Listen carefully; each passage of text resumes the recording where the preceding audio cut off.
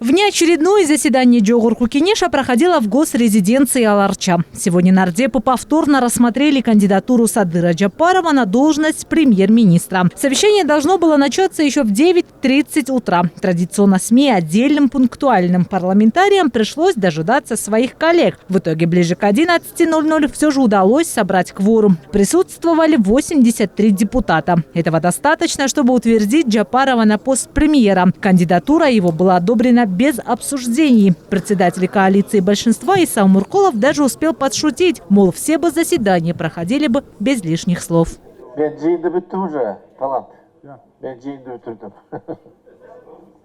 Жапаров Садыр Нурражоевтун талапкерин көрсөтүү жөнүндө жана Кыргыз Республикасынын өкмөтүнүн Кыргыз Республикасынын премьер-министринин кызматына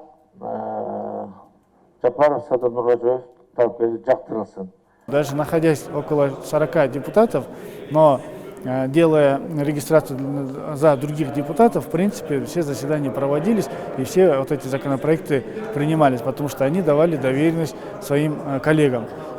Поэтому здесь не стоило вообще к этому вопросу возвращаться, но тем не менее, раз такой уже вопрос уже возник, все эти депутаты, которые сегодня пришли здесь, они уже об этом не говорят.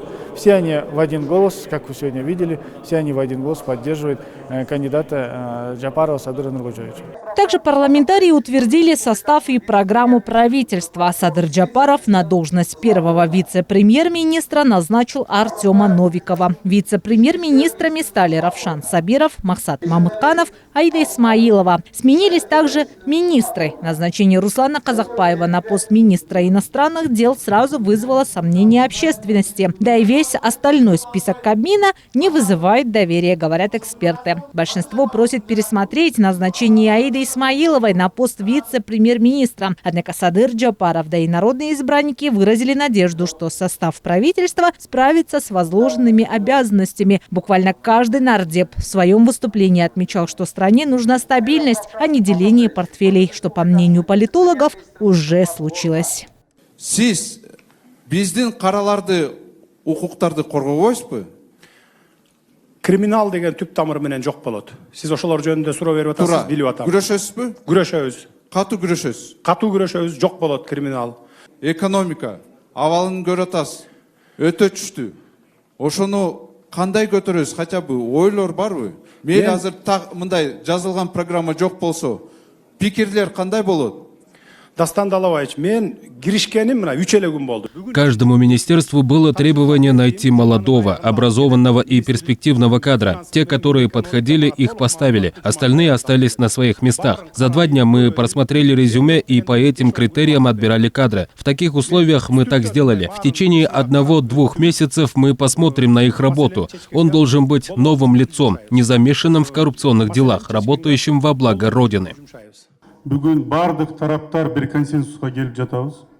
Мы отбросили все амбиции, переступили через свои принципы только ради того, чтобы стране нужна стабильность. Нам необходимо войти в правовое русло, и нет времени делить портфели, заниматься интригой. Народ требует от нас справедливого, законного решения. Кыргызстанцы возлагают на вас большие надежды. Не подведите их.